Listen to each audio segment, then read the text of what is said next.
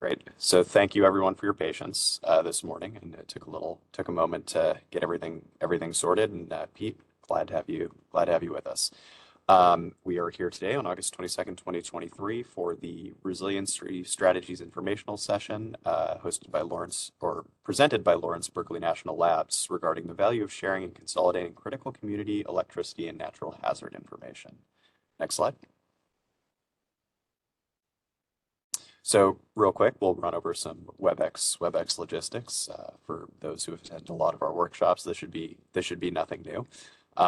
The link to join by computer is right there. We do recommend joining by computer so you can see the slide sharing in conjunction with Pete's presentation today. You can also join by phone. You can simply register using the WebEx link and it will give you the call-in information that you need. Just a few notes. Today's presentation is available in the meeting invite if you follow the link above, and will be available shortly after the meeting on our CPUC webpage. We will be recording this meeting, and the recording will be posted afterwards on that same webpage. And just as a note, while one or more commissioners and staff may be present, no decisions will be made at this meeting. Next slide, please. Just a few WebEx logistics. All attendees are muted on entry by default. We will have a Q&A portion, and questions can be asked verbally during the Q&A segments using the raise hand function. I will go ahead and unmute you during that portion, and you can ask your question and sort of have a dialogue with our presenter. Just as a note for my organizational purposes, please do lower your hand after you've asked your question. And if you have another question, please go ahead and re-raise your hand using the same method. We will also be taking written Q&A, which can be typed in the Q&A box, and I will be reading it out verbally, and it will be answered verbally. Closed captioning for this whole meeting can be turned on by clicking the CC button in the lower left of your screen, and it will provide closed captioning closed captioning in the language of your choice. So next slide, please. This is where the WebEx event materials live. The link that was a couple of slides earlier will take you to this page, and you can download the event materials as shown in the red circle. Next slide. And with that, I'll turn it over to Roseanne to introduce the agenda. Thanks, Jillian. We started off with our WebEx logistics, and I'm just going to go over the agenda today. Commissioner Sharoma is here. She'll be making opening remarks on our presentation today. I'll be making I'll give you a little bit of a background and context to the presentation that we'll be hearing today. And then I'll be turning it over to Pete Larson, who is with Lawrence Berkeley National Labs on the grid resiliency planning and coordination across public entities. And he'll be discussing the value of sharing and consolidating critical community, electricity, and natural hazard information. We'll open it up to Q&A after that. If you have questions as we're going along, please feel free to enter them into the Q&A. If it's appropriate and we have a natural spot, then stopping place, then Pete is welcome to answer the questions during his presentation, but otherwise let's hold them to the end. You could also raise hands. We'll then close remarks, and I'll let you know some information about upcoming workshops. I'm going to turn it over now to Commissioner Sharoma. Thank you, Roseanne, and welcome everybody. My name is Genevieve Sharoma. My pronouns are she, her, and I appreciate your attendance on today's informational session on grid resilience planning and coordination through a grant provided by the U.S. Department of Energy Technical Assistance. I appreciate the opportunity for the Commission to work with Lawrence Berkeley National Laboratory to develop a standard approach to collect and share data to improve cross-jurisdictional collaboration on resiliency. The Department of Energy's Technical Assistance Program provides high-impact, in-depth technical assistance to help state regulators such as ourselves to address challenges facing the electricity industry, including assistance to enhance grid resiliency. I want to thank the presenters from Lawrence Berkeley National Laboratory, and I look forward to your discussions. I also want to thank our hardworking Energy Division staff for coordinating this informational session, in particular, our Senior Regulatory Analyst, Roseanne Regovich, Utilities Engineer, Julian Ennis, Supervisor Jason Ortego, Program Manager, Matt Caldwell, Deputy Director Simon Baker, and Deputy Executive Director Luan Tesfaye. And from my office, my Chief of Staff, Cheryl Nguyen, and Advisor Jack Chan. Looking forward to today's workshop. Thank you, and back to you, Roseanne. Thank you, Commissioner Sharoma. So Energy Division staff has been conducting workshops aimed at diving deeper into some of the more complex aspects of this this topic of resiliency and how to apply it to policy. In the past year, we've held 4 sessions. The interruption cost estimate calculator and power outage economic tool are tools that have been developed to look at resiliency from a more top-down econometric perspective. Sandia did a deep dive on the RenCat and Social Burden Index, which was followed up in July by a workshop kicking off their pilot project that they're conducting in partnership with Southern California Edison. Lumen Energy Strategies led the first of 3 sessions that look at resiliency standards such as definitions, metrics, and methodologies. Today, we'll hear the results of a DOE-funded technical assistance grant from Lawrence Berkeley National Labs. This is the final report on the data schema pilot project that they have been conducting for us. To put today's workshop into context of the guiding principles provided by the 4-pillar methodology, Pillar 1 looks at what needs to be protected, where it is, what threatens it, and how well are we doing now to protect it. Step 1 in this process is looking at the geographical area to be considered, which might be an IOU territory, a tribal community, a county, or a campus. Each of these types of areas has unique location-based considerations, and collaboration between local jurisdictions is ideal to optimize resiliency planning and investing strategies. The challenge is how to securely and efficaciously communicate these resiliency considerations when many local jurisdictions are strapped for resources. We turned to the national labs for help in finding out if this kind of cross-jurisdictional information sharing was feasible, and if so, what kind of formatting might be possible that utilizes hazard mitigation analysis and planning resources already existing at the local levels. With this in mind, I turn it over to Peter Larson from Lawrence Berkeley National Labs. Thank you, Roseanne.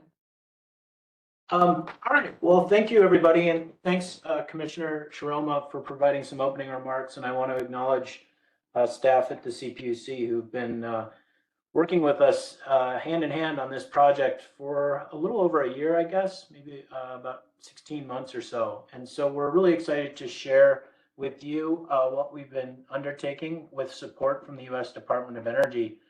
A lot of the legwork on this project, the heavy lifting, was done by my colleague Chelsea Sparty, who was a graduate student at UC Berkeley who recently graduated, but also Tyler Huntington, who's done some of the GIS work that I'll show you here in a second. So next slide, please.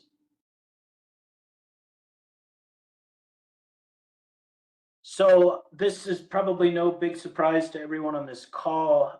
The investor-owned utilities have really expended a lot of resources trying to respond to and prepare for natural hazards. One slide back. And that includes obviously risk from wildfires, extreme weather, storm events like we're seeing in Southern California right now. It's hoped and it's likely that a lot of these efforts will likely reduce the number of customers affected when PSPS events are actually required.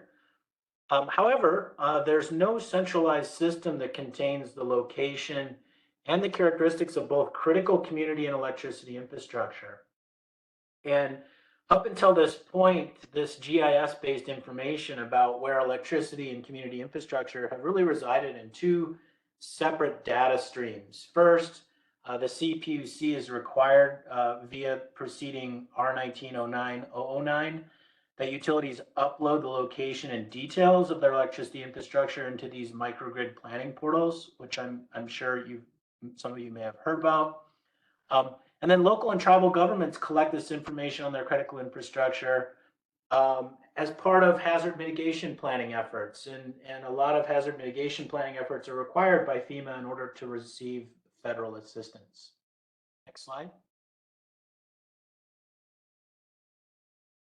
This quote up top from FEMA really just describes what hazard mitigation is all about. And it really involves state, local, and tribal governments identifying risks and vulnerabilities to their communities, and then identifying long-term strategies for protecting the people that live in these jurisdictions.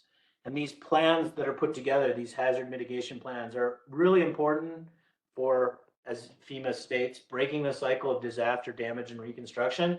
And they're also extremely useful for securing federal funding in response to natural disasters. And so the task that we've really explored with the CPUC, with DOE funding, is really exploring the existence, the possibility of standing up a single GIS-based system containing both critical community and electricity infrastructure, as well as natural hazards. And we believe that pulling together a system like this will actually facilitate greater degrees of communication and coordination to really help these communities and the utilities that serve electricity to these communities prepare for natural hazard risks. Next slide. So about 2 years ago, the CPUC submitted a formal request for technical assistance to the U.S. Department of Energy. That request for technical assistance then arrived at my desk at Lawrence Berkeley National Laboratory, and we agreed to help because we thought it was a really interesting and important project. So what this project entailed really focused in on Berkeley lab researchers reviewing a long list of hazard mitigation plans from across California, identifying what natural hazards these communities were most concerned about, also detailing the terminology used to describe critical community infrastructure. Do they refer to it as a police station or a justice building or a wastewater treatment plant? What's the terminology that's used in these hazard mitigation plans?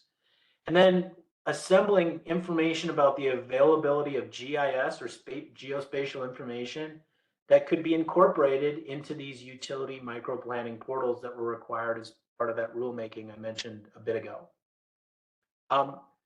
Perhaps one of the most useful things that we did with this project is we developed a common data taxonomy. Basically a database structure, a diagram describing how utility, electricity infrastructure and community infrastructure could be folded into a single representative database and then displayed to users to facilitate coordination and planning around natural hazard risk. Next slide. So as I said a bit ago, we conducted a very rigorous and thorough review of hazard mitigation plans, and my colleague Chelsea did a large amount of this work on her own with review from me and CPUC staff. And so what we tried to do is get a representative mix of hazard mitigation plans, both in terms of geographic scope. You can see the map here. We've got pretty much all of California covered, but also a mix of utilities that provide electricity to these different communities. And so we selected these communities based on just having public access to the plans. Not all plans are easily accessible. As I mentioned a second ago, the geographic spread is quite distributed for all of California. Again, we picked a range of utilities providing electricity service. Some of these utilities are not investor-owned utilities, I should mention that. The type of government. We felt that it was incredibly important to look at both county and local governments, but also tribal governments who are also facing some pretty significant risks. And we're going to show a case study with one of the tribal governments that worked closely with us. There's a range of hazards that we explored in this analysis, and I'll show those here in a second. Next slide, please. So we used a risk rating methodology that was based on our review of these plans, including the FEMA Hazard USA multi-hazard prioritization methodology.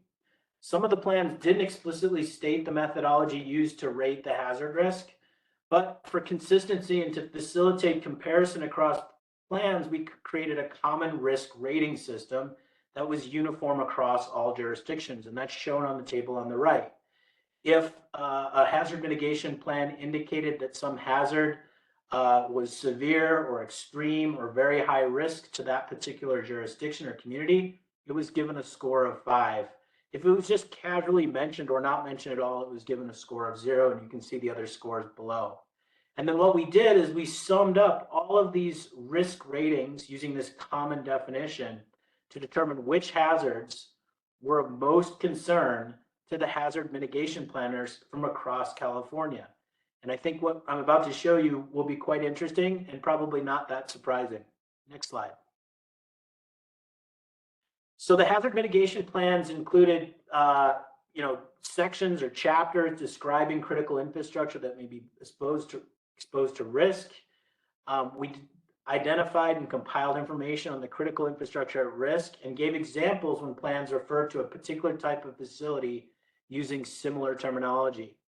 And so what we're able to do is capture not only the risks that hazard mitigation planners were most concerned about across California, but as I'll show in a bit, we also collected information on the types of infrastructure that are mentioned in these hazard mitigation plans.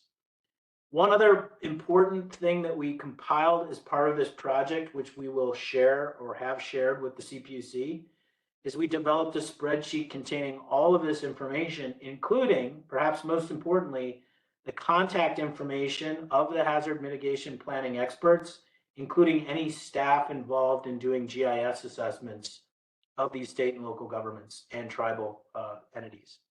Next slide. So here's the range of hazards that were reported in all of these 34 hazard mitigation plans, and the number in the parentheses references basically the number of plans that actually mention that hazard. And so as you can see, just looking at this, and I'll show a graphic here in a second, wildfire and drought and extreme heat, heavy rains, earthquakes, landslides tend to show up the most frequently in these hazard mitigation plans from across California. Next slide, please. So as I mentioned, we then put everything into a common risk rating so that we could compare all of the plans and aggregate all of the plans. No big surprise, the most frequently highest scoring risk across California were wildfires, followed by earthquakes, and then floods, and then droughts, and actually dam failure and the inundation that could happen to a community because of that failure. Those are the top 5 that if you look at all the hazard mitigation plans that we looked at, close to 36 plans, these are the 5 risks that are the most prominent in these plans that we analyzed. Next slide. So as I mentioned a second ago, we also looked at the types of critical infrastructure that were reported as being at risk to one or more of the hazards that I just mentioned. And so across these 34 hazard mitigation plans, you can boil them down roughly into 15 general types of critical community infrastructure. And you can see those on the table here on the right. Obviously, hospitals and pharmacies, police stations, fire stations, schools, jails, transportation, grocery stores show up as a critical community piece of infrastructure because of the important services they provide during natural disasters. And you can see some of the other categories here.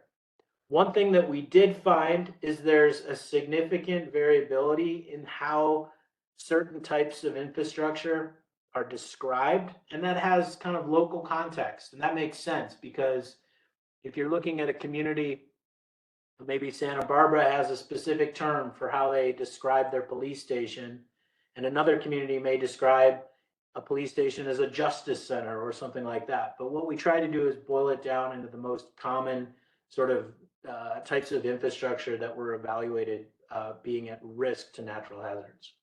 Next slide.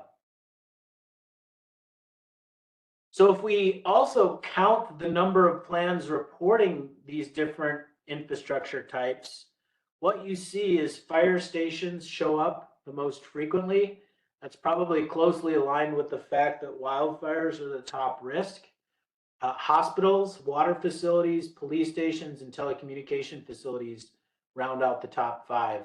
And as you can see, the ones that are listed the least frequently are actually grocery stores and pharmacy, even though these are considered critical community infrastructure. One surprising fact was that the emergency services headquarters was listed fairly low in terms of the count of plans that reported that type of infrastructure. From our personal perspective, that's a pretty important one. Just be mindful of that being able to coordinate, have a place where you can coordinate emergency response. We were a little bit surprised that the count of plans reporting that type of infrastructure was so low. Next slide. One of the things that we didn't capture in the hazard mitigation plans, mainly because it wasn't really identified explicitly, is the resilience posture of these community facilities, these community infrastructure that are considered critical. But we know that having information about the resilience posture of these facilities can be incredibly useful for hazard mitigation practices and planning. And so Lawrence Berkeley National Lab defines resilience posture, and I'll read this word for word, as the ability of community infrastructure to continue to provide critical services in the event of a power interruption affecting the community or broader region. And so this could include having technologies like backup generation, solar plus storage capabilities, or even a standalone storage system. If you have these types of technologies installed behind the meter, there's a good chance that that community infrastructure may be able to provide services at least for some time, some amount of time during the natural disaster or natural hazard. Next slide. So this is a table that we created by talking with our colleagues who really specialize in resilient technologies. And this is the type of information that if we had this type of information for all those different types of infrastructure, those 15 different types of infrastructure I just described, it would be incredibly useful for both the utility and the community to be aware of. So if you see the sort of first group of rows, this is on-site backup generation providing emergency services only. And if we had information about the capacity of that backup generation, what type of fuel, how big the fuel tank size is, how long it can run on a full tank, and some information about the actual demand and energy consumption at the facility. And then the last row in this first group is really important. It's the failure rate to operate. We know a number of communities and a number of different infrastructure classes have backup generation. There's a chance it may not start. And so having some idea of whether it's actually able to start during an emergency would be incredibly useful for assessing the resilience posture. The next group is PV solar, so photovoltaic solar with storage. So this is with some sort of battery system.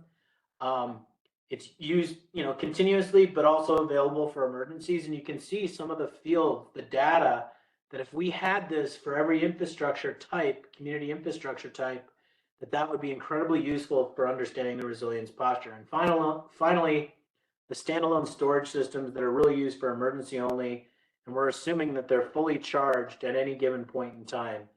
This is the type of information that if we had it could be incredibly useful for planners. Next slide.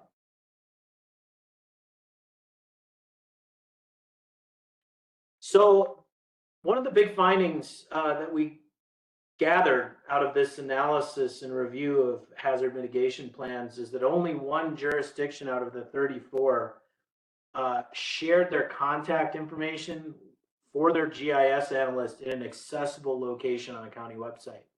We did collect contact information whenever we could, but it wasn't necessarily always easily accessible.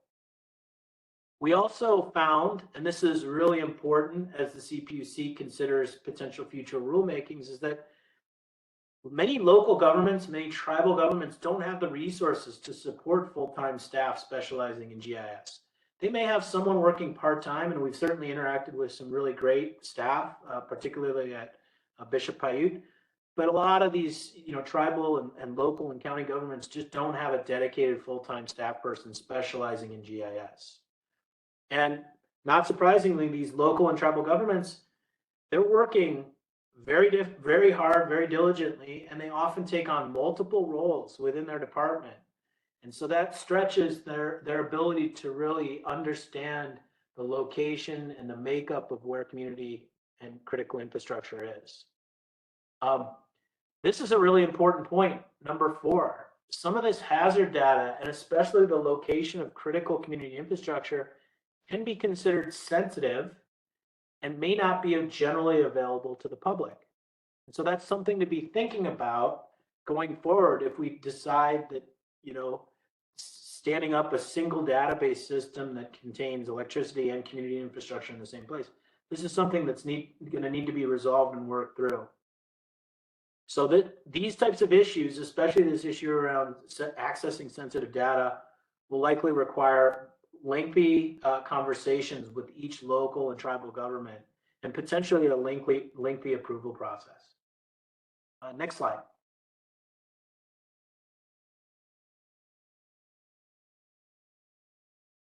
All right, so I mentioned a second ago how we prepared a basic data schema, and that's basically just a diagram showing a database structure that demonstrates how collecting disparate data, both from the utility in terms of their electricity infrastructure, and from the community, their critical infrastructure, and from these hazard layers, along with that energy resilience posture information that I showed on the previous slide or two.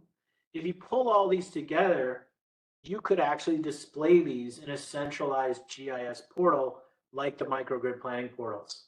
And so this database structure is an example of how one might go about combining all this data into a single accessible resource for utility and hazard planners. And so in the upper left, we have a table with the electricity infrastructure. These are some of the field names that are in the microgrid planning portal to date. We have another table that describes facility infrastructure from the community. We have a table looking at the facility energy and peak demand. That's some of the information that we needed to assess the resilience posture. We have a local hazard layer, so looking at all the different hazards that this particular community is really concerned about, as well as the utility, and putting that information in a visually appealing and spatially explicit way.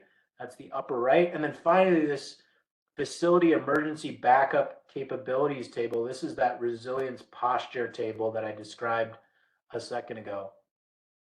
And then putting all those together, you get this big table in the center that essentially would be the back end to a GIS-based system to display all of this information for planners. Next slide, please. So I'm happy to report that we got a great partner, Bishop Paiute tribal government, the department, the basically Office of Environmental Management, agreed to work with us to just show what this might look like in a very specific example. So we've been working closely with Brian Adkins over in that office. Brian reviewed our reports, provided the location of critical community infrastructure to that specific tribal government, and then reviewed some of the hazard information to make sure it all made sense and was consistent with their understanding of the risks.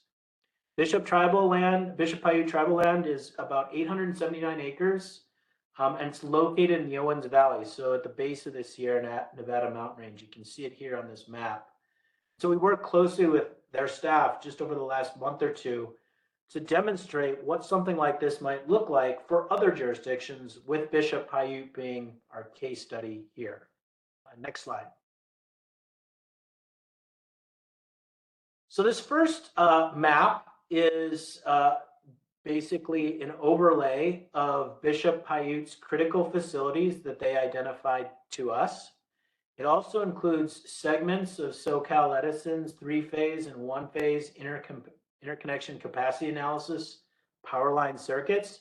And then in this particular map, we're doing an overlay of a 100-year FEMA floodplain. And so floods were rated as a moderate hazard for Bishop Paiute in some of the hazard mitigation planning documents that we reviewed. It's likely that this moderate flood risk is also due in part to a risk from a dam inundation, which I'll show in a second. But as you can see in this map, we've got a number of different critical tribal facilities listed here, including the assembly point, a police station and tribal court, a school center, a community building, a tribal administration office, a health facility, a cultural center, and a water well and pumping station. Actually, there's 4 of those displayed on the map. These are the critical community infrastructure that were highlighted to us by Bishop Paiute. And you can see the red and yellow lines representing these power line circuits.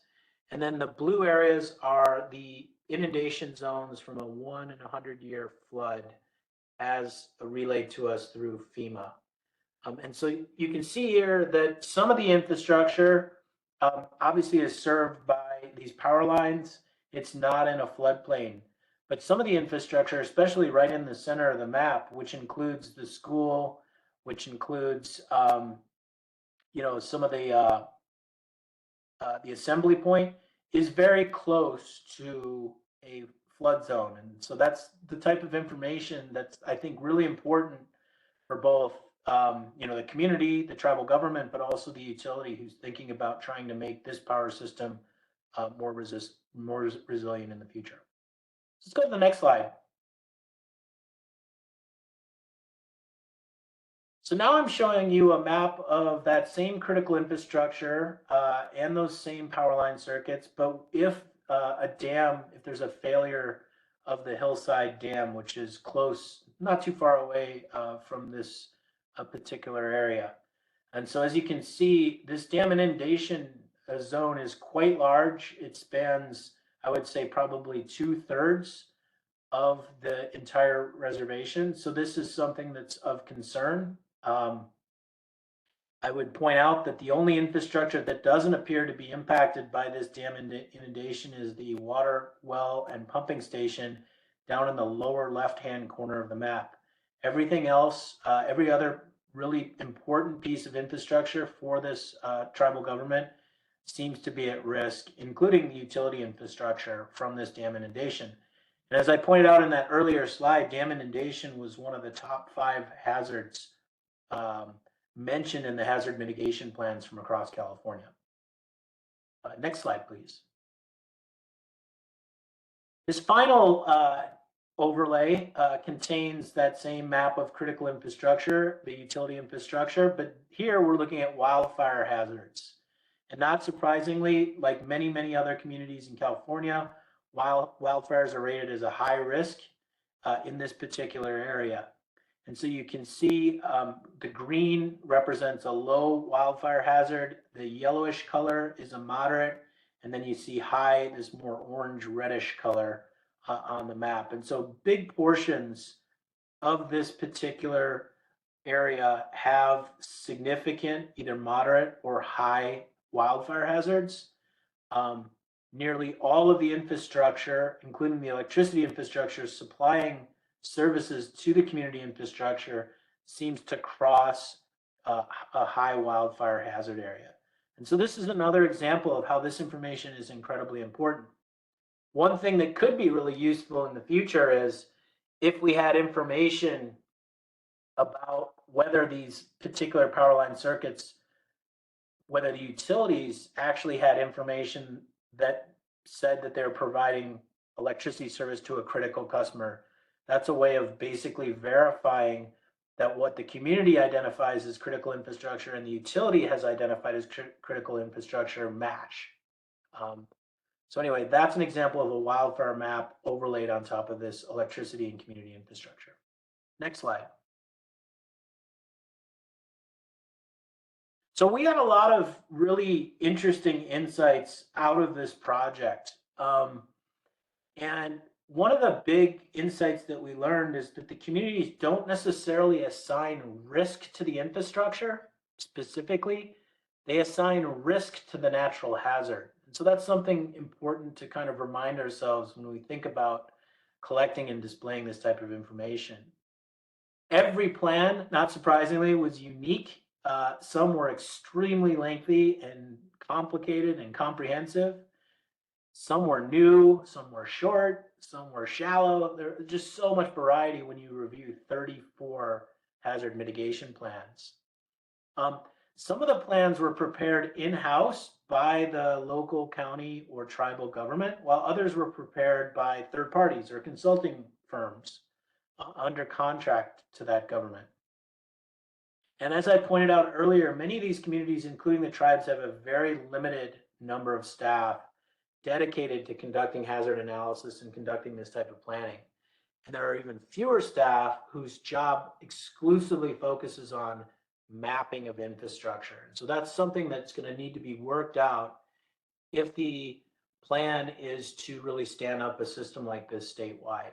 And then perhaps most importantly, in terms of the process of standing up something like this, are addressing the concerns associated with data security. The location and the characteristics of some of this critical energy infrastructure is often restricted from being shared with the general public. Bishop Paiute agreed to share this information to share, the usefulness that you can gain from doing this type of work, but doing this across the state may involve, a number of discussions with both attorneys and data security analysts. Next slide. And I think this is my last slide. So really, a number of these issues will need to be addressed before the state of California or the commission considers mandating the collection of this type of information and then displaying it into a single portal. However, if we can overcome all of these challenges, I think we've demonstrated here that this is incredibly useful for both local communities and the state to make significant progress in terms of making all of our systems more resilient to these natural hazards. And so with that, I want to say thank you again for giving me the opportunity to present this work. I was telling Roseanne and Julian and others that we had a lot of fun with this project. It was a challenging project, but we think it's really useful and interesting. And so thank you so much again for giving me the opportunity to present today.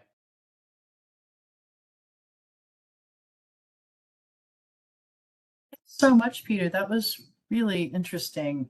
I'm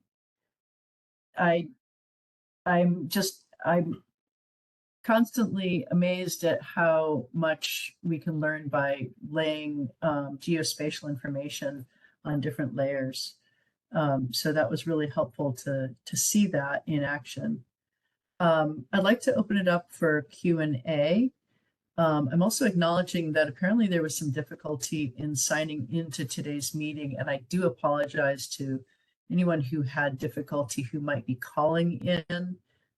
We have shifted to a new form of WebEx webinar, and apparently it did not work as intended. So I apologize for that. If you'd like to ask a question and you're on the phone, I think you can just, Jillian, can they just unmute? Jillian is manning the phones and the Q&A. No, unfortunately, I believe you can hit *6 to raise your hand. If you are participating by phone. So maybe we'll give folks a few minutes to figure that out, and I will double check and verify that information just to make sure I'm not telling tall tales here. I see someone has raised a hand. Oh, great. Fantastic. I'm glad that worked. So I have a couple of call-in users here with raised hands. The first one is number starting in 707-787. So you are now unmuted. Please go ahead and ask your question.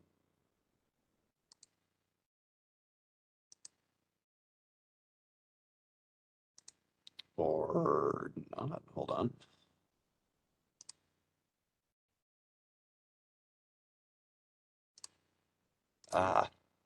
Working on this. Hold on. I believe it should ask you to.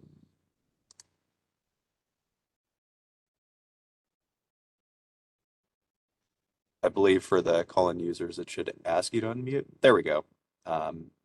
Please, and just as a reminder for folks, please state your name and your organization at the beginning of your question, just so we know who you are.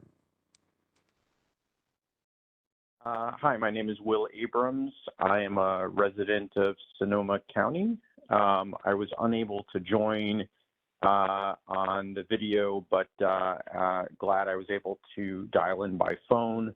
I wanted to ask a question regarding the synergy and sort of opportunity of joining wildfire mitigation plans from utilities with community wildfire protection plans and other hazard mitigation plans that stretch across the state.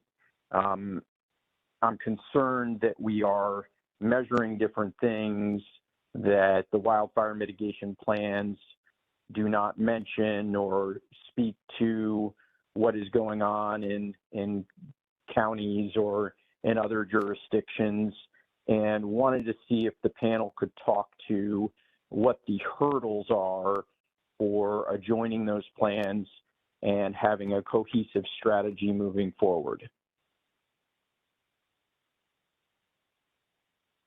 I think that might be a question for maybe the CPUC staff or others on our panel here. So, perhaps I can take a little bit of a stab at this, and I invite Roseanne or potentially Commissioner Sharoma to chime in if I'm sticking my foot in my mouth. So just thinking about the wildfire mitigation plans, those are very much utility centric plans, as we all know, that describe how they are taking steps to reduce the risks of wildfires that are started by utility infrastructure. I think what we're describing here is much more of a local government and an all hazard perspective that takes into account the risks that we're seeing from a wildfire, regardless of ignition source. That being said, I think there is the potential to take what Pete is talking about here in terms of bringing in all this information from local hazard mitigation plans, in order to ensure there are all perspectives represented at the table in terms of how we can potentially how we can potentially harmonize these things, or how we can potentially take information that's contained in these plans and bring it into sort of a central space for discussion, and equally also to make sure that we are targeting resiliency mitigations, especially in terms of electrical infrastructure, so that they provide both benefits potentially to the utility, but also to the local governments in terms of keeping the lights on for constituents, or for critical facilities, or for vulnerable customers. Pardon me. I see Commissioner Sharoma has come on video as well. If you'd like to add to that. Thanks, Julian, and thank you, Will, for the question. I think what you're asking is there coordination between the state and local governments on the wildfire mitigation maps and the hazard maps? And I would say that I think we have some catching up to do now, and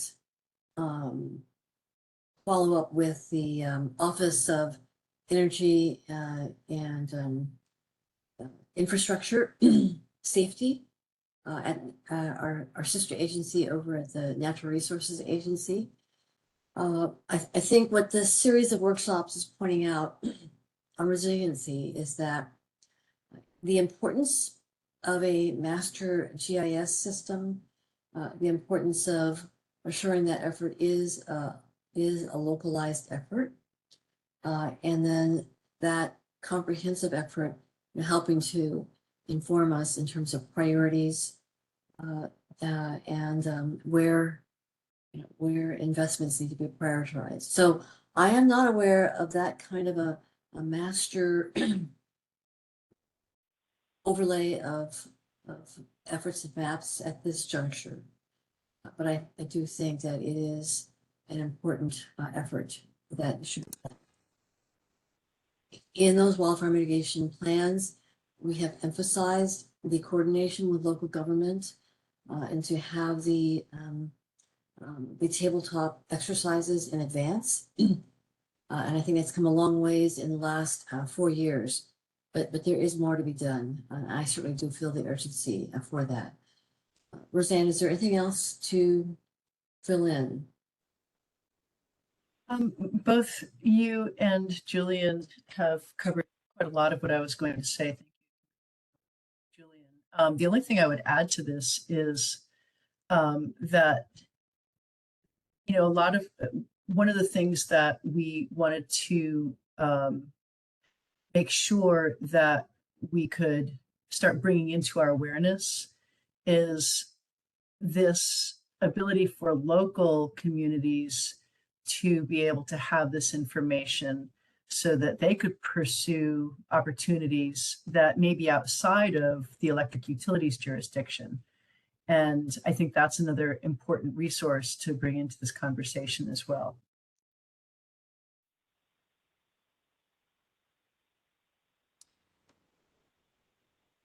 Great. Well, I think perhaps we'll move on to other callers just so we can make sure we get to everyone's question. Thank you, Will, for the insightful question.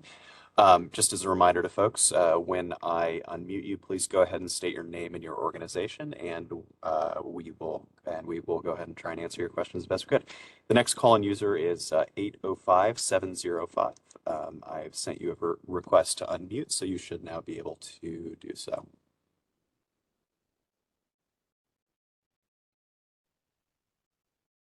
Hey, good morning, Tam Hunt, Green Power Institute.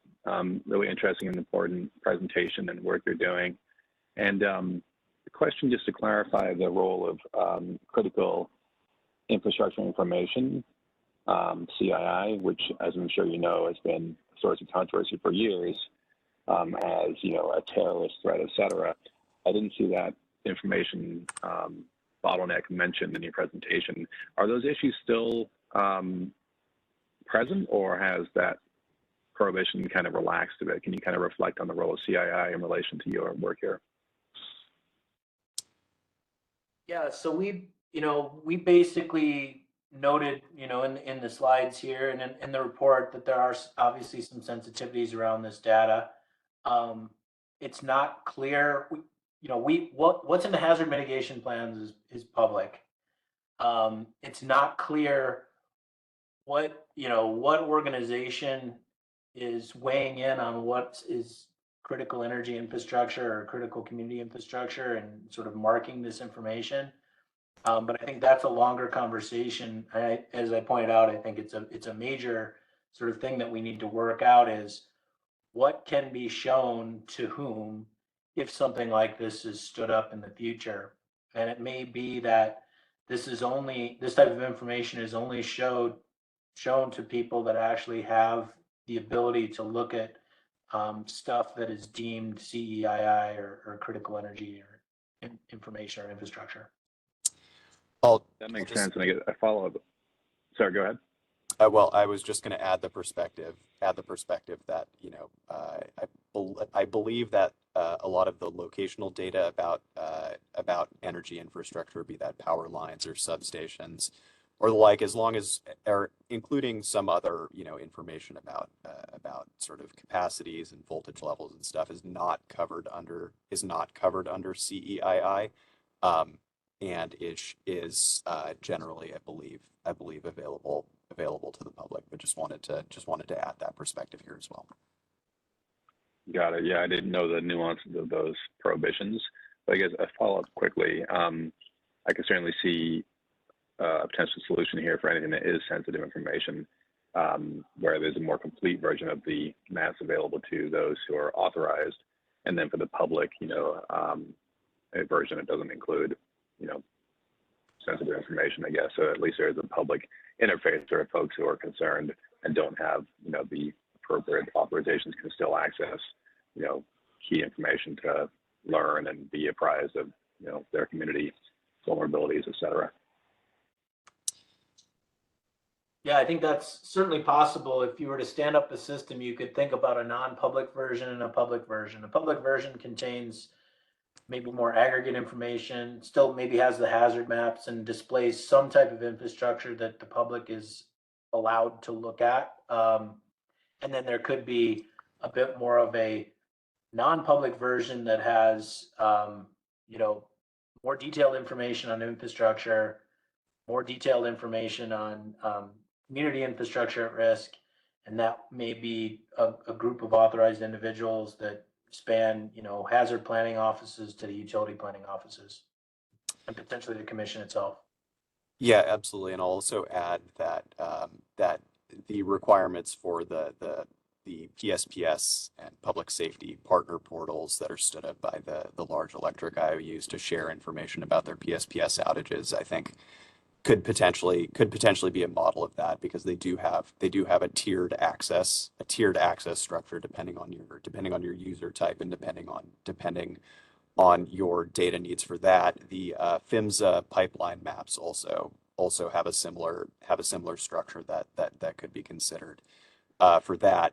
Granted, I think that's a little bit in the weeds. We're especially with this workshop, I think we're thinking at a much sort of higher level as how we can get information into one place in order to sort of have a conversation between local governments, tribal governments, and the utilities about sort of finding synergies where resilient solutions would be appropriate, and ensuring that we're not overlapping efforts, and that investments that are made are sort of complementary and can cover multiple hazards within a hazard mitigation plan, while also ensuring that the lights stay on for a community in the face of wildfires, in the face of floods, and in the face of sort of identified hazards within that area. And I might also add being able to put many hazards overlaid over both energy infrastructure and some of the critical infrastructure, critical services that are available in a community helps us understand sort of a subset of priorities. We want to obviously prioritize all critical facilities, but those critical facilities that may be more at risk by more than one hazard, or more than one hazard that is more has more frequency, might be more of a helpful as a guide to investment prioritization, both either at the local level for their own investment purposes or planning or zoning purposes, and also at the utility level as well, to consider that. So what this project was intended for was to start the conversation, first to find out if it was even feasible, because what we heard when we were doing one-on-one interviews was that there was a paucity of resources at the local level to do more work in terms of identifying resilience, priorities, and hazards. So we wanted to take a product that was already out there potentially, or that had to be out there for something like FEMA purposes, and see if we could repurpose that and utilize it for this kind of information as well. We also heard that there was potentially some local considerations that may not have been communicated to utilities when considering critical facilities. For instance, uses of buildings that may not fit the traditional structure, but that the local community knows that that's where people go to get whatever it is, whether it's evacuation, an evacuation area where people recover for things, or community structure that isn't labeled a community center. That's the kind of information that we wanted to see if we could find a way to highlight so that there could be more of a bottom-up information data stream to looking at what our baseline assessment needs were in terms of electric resilience. I'll stop. Great, fantastic. Thanks everyone for the rich discussion here. We'll move on with we'll go ahead and move on with our raised hands. The next caller is 510246. Just as a reminder, please state your name and your organization at the top of your question. So I'm sending your request on mute. Go ahead and ask your question.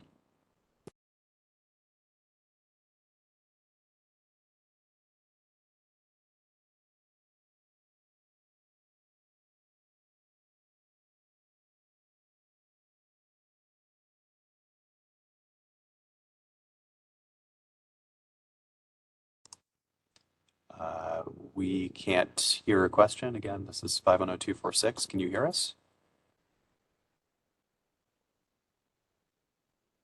Can you hear me now? Yes, we can hear you now. Wonderful. Sorry for that. Yes, thank you very much for your time for the presentation. I'm looking forward to seeing it later since I had to call in today. My name is Julia Anderson. I'm a product manager for one of PG&E's data portals. I'm really excited to be able to attend this workshop today and contribute. Thank you so much for all the work that you've done. And this question might be, I'm relatively new to my role, so this question might be already answered. But have we discussed a potential home for this kind of centralized GIS and data portal? I think that it is very important. It sounds incredibly useful for all parties and organizations. But to the point that was made earlier, the different communities have different levels of staffing and resources and technological know-how. And so I'm wondering if we've discussed where this might live, if various communities can't host it. Yeah, I think this may be a question for Julian. I think when we originally started this project, we started with these microgrid planning portals, which the IOUs are all creating, in the process of creating, and potentially building off of those, because it is a platform that's being used by the investor-owned utilities that could incorporate other types of infrastructure. But Julian, do you have any thoughts on this? You've certainly worked a lot on this particular subject. Yeah, absolutely. So within track one of this proceeding, of the R190909 proceeding, the final decision there required the utilities to stand up these microgrid planning portals with a set of information that was agreed upon by parties that closely mirrors a lot of what's available on the integration capacity analysis maps. However, we did in that decision leave open the possibility of expanding those portals to take into account either more utility data or an ability to sort of upload and overlay this kind of community data or hazard mitigation plan data either into the portals temporarily on a permanent basis. So as of right now, that's sort of where that stands. We haven't had any sort of broader conversations, currently about how to potentially integrate that. But I think that's certainly an appropriate conversation to have, just considering the procedural history of those portals, as well as looking forward, because I agree that having all this data in the same place is a fantastic planning resource, for those who are able to and everybody should be able to take advantage of it in order to be able to do this kind of collaborative planning and have these conversations about complementary solutions. Thank you so much. So then I just want to put one concern out to this workshop, that the utility territories do not cover all of California. There are a number of like SMUD or other public utility districts and yeah, I just want to register that concern. Okay, thank Yep, you very absolutely. much. Absolutely appreciate you bringing that up. I think we're very much working within our own jurisdiction here, and I think that's about all we can do. But the suggestion is certainly appreciated. Let's go ahead and move on. We have a raised hand from a participant, Arthur Fisher. Go ahead, and I believe you're now unmuted.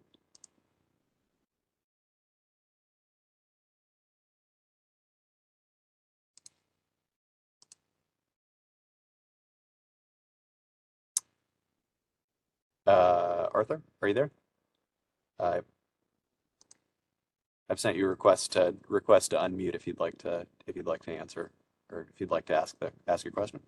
Julian, just following up from what PG&E have mentioned, just following up from the comment from PG&E just now, the breadth of the information you're collecting here is obviously much wider than the utilities. The implication that it goes into a utility portal would suggest you would want the utilities to be stewards of the data. That strikes me as a little, that strikes me as just a little unbalanced, I think is the way I would best put that. This data is, this is a great proof of concept that you can centralize the data, but, there's a whole process that needs to be developed behind this for it to be successful. And really, the utilities should be a consumer of this information, not a steward of it. Do you have any perspective on that? Yeah, I think that's a fantastic thing to raise, and an important issue as we sort of move forward with this work. I don't think we've sort of gotten to the point of having that discussion about hosting, about data stewardship. I think that's a little bit sort of more in the weeds than we've gotten in terms of how we want to do this. But certainly that's something to think about, and also something to consider.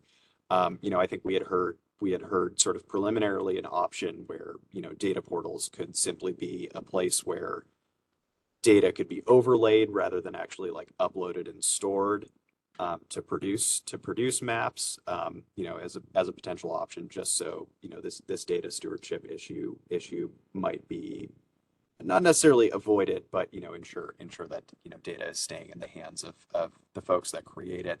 But again, we haven't gone into depth about how this might look on the back end, but certainly appreciate you bringing it up, and it's certainly a conversation that we should be having.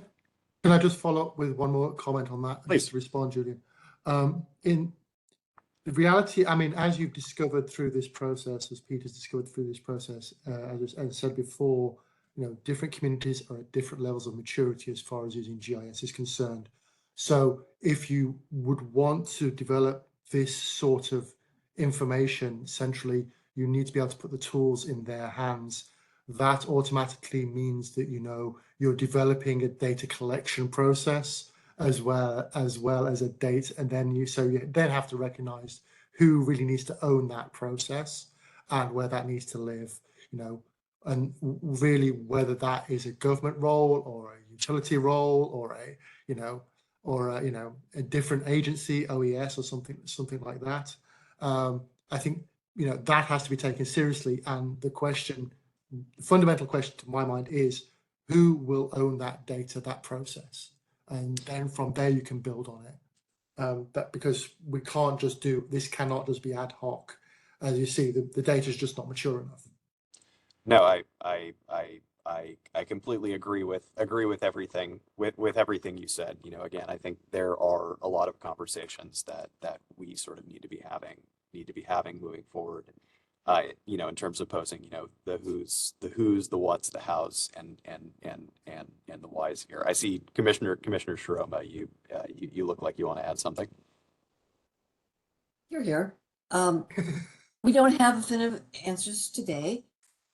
Your feedback is very important, and definitely, where does this very essential information get housed? who's the caretaker, how often does it get updated, and back to what are those key definitions? What is the base level of critical infrastructures, and then what builds on top of that as well? These are all very, very important questions. And by the way, Arthur, what is your affiliation? Sorry, I didn't hear that. Sorry. I'm sorry, your affiliation is? Oh yeah, I'm with the Public Advocate's Office. Oh, okay, all right, thank you. All right, back to Julian. Do we have one more comment, sir, online? Yeah, it looks like we have another raised hand. The call-in number at 805-400. I've sent you requests to unmute. Again, please state your name and your organizational affiliation at the top of your comment. Hi, this is Elijah Devon with PG&E. Can you hear me? We can hear you. Hi, just kind of to supplement the previous questions, I really liked hearing the conversation actually on the data. I want to note, I work in the risk team, and the risk rulemaking, the phase 2 decision just had us explore incorporating the ICE 2.0 tool into our risk modeling results. Obviously, it's still coming. And the reason I chimed on this was because we had a big contract management back and forth regarding the data collection, so that was queued. But I just want to know, is LBNL in any way connecting with ICE 2.0 or other types of tools that might actually already be data useful tools that maybe this could somehow integrate into? Yeah, great question. So we are in active contract negotiations with PG&E and the other investor-owned utilities to join the ICE Calculator 2.0 initiative. So our contracts people are in active negotiation with the PG&E contracts people and folks at SoCal Edison and San Diego to join that initiative. And then, down the road, the sky's the limit. If you look forward, 4 or 5 years and we solve all these complicated data ownership issues and data security issues, and we, tiered access, all the things we talked about on this call, there's nothing preventing us from including other information to inform resilience decisions in a spatially explicit way. So if we have another tool that we've developed at Berkeley Lab that does this, where you select resilient technologies and it displays the costs and benefits of maybe hardening a pole, making it concrete as opposed to wood. So yeah, the sky's the limit when you start to sort of piece all this stuff together from different sources. A lot has to happen, obviously, to get there, but we, and I think the CPUC shares this vision, we try to accomplish some pretty big things and take on some really risky projects in order to advance our understanding of what the risks are and how to deal with them. Thank you.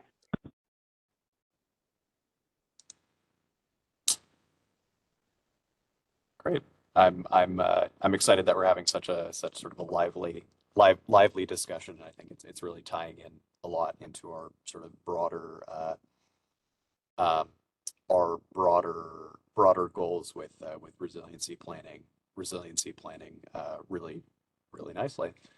Hold on, I see. So again, 805-400. I think have you re-raised your hand? I'm gonna unmute you just to double check if you had something to add.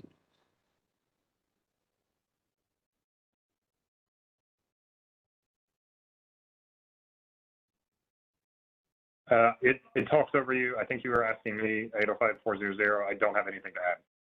Oh, okay, fantastic. Yep. Great, thank you. Could you, the person who just spoke, could you state your name again? I'm sorry, I didn't catch it. Yes, this is Elijah Devon. I'm with PG&E. I actually work over on the risk rulemaking, but stay on this one. Great, thank you so much. Yep.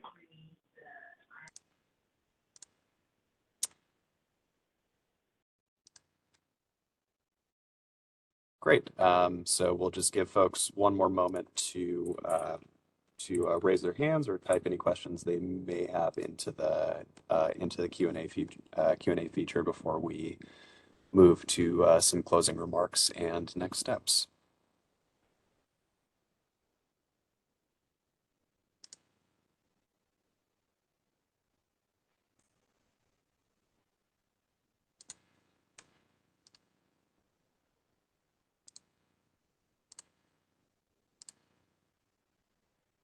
Okay, seeing no raised hands or questions in the Q&A, then perhaps we can move on to our closing out the workshop.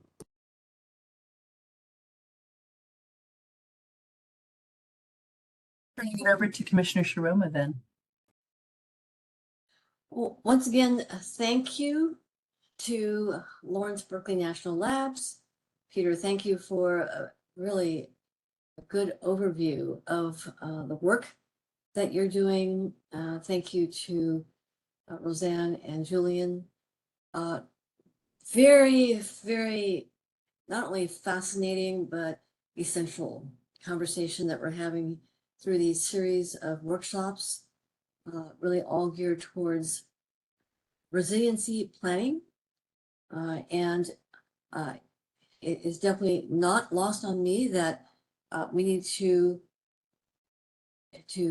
pay attention to the definition, to what local communities are coping with, potentially facing.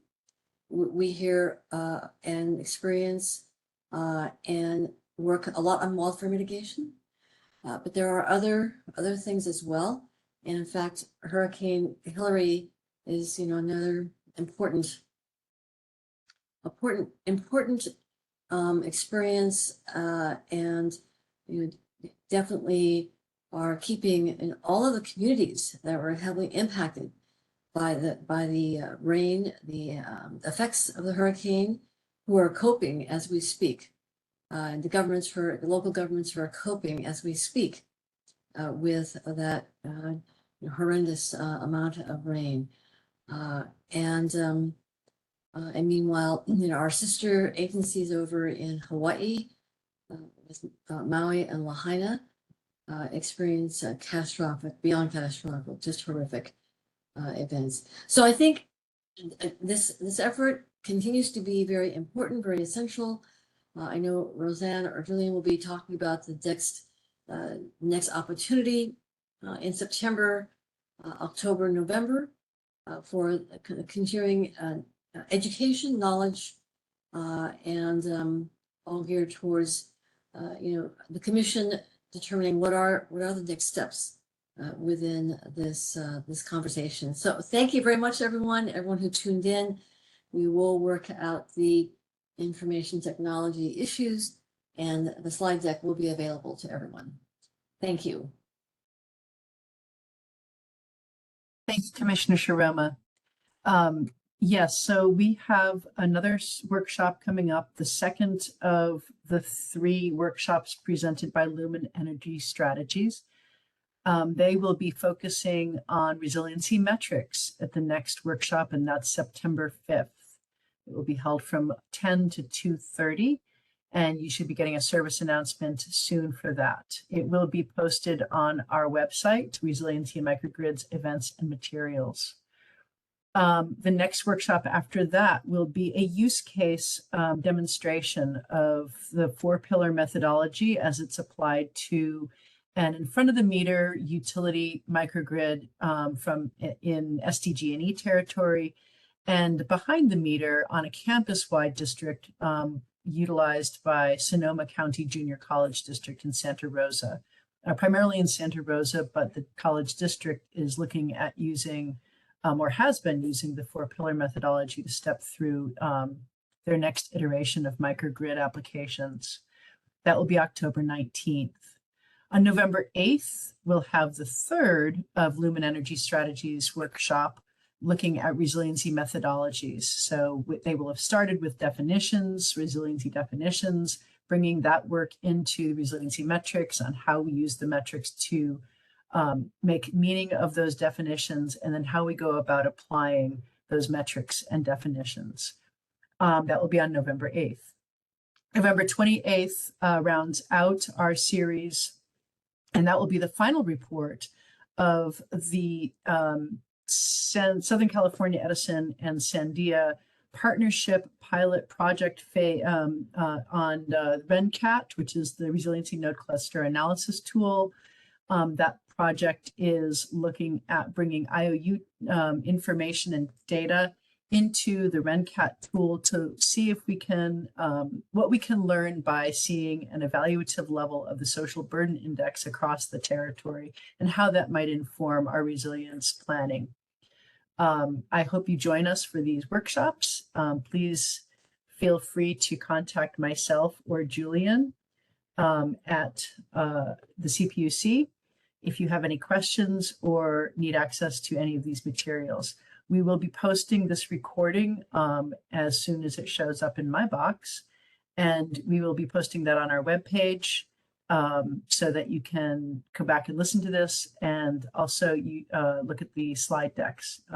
Thank you so much, and I appreciate all of your participation, and I'm very sorry for the IT difficulties, and we will work that out by the next one. Thank you.